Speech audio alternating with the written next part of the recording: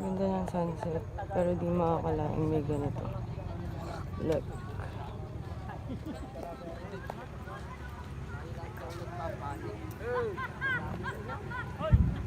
Grabehan man.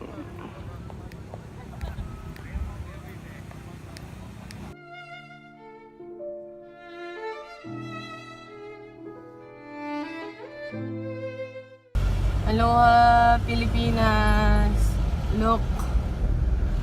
So, dadrive ako ngayon para bumiling ulam, pero nag-erupt na ang Mount Taal. So, malapit lang kami dito.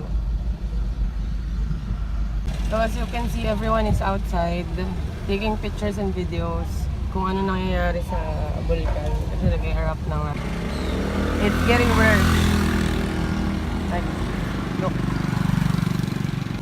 Tagus yung kulog niya. Solid. Parang ano, lindol, ganun.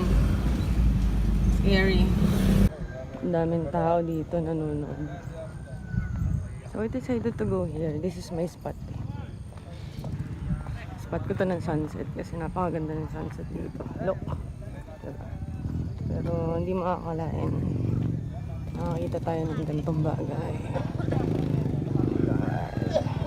Picture pa sila.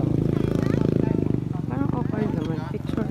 Habang nag-erap ang volcano.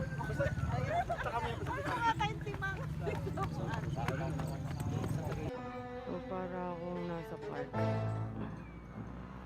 Ito yung ginagawang resort eh. So maganda siya yung spot. Lifetime experience to. Hindi na maulit bukas to. Lifetime experience daw.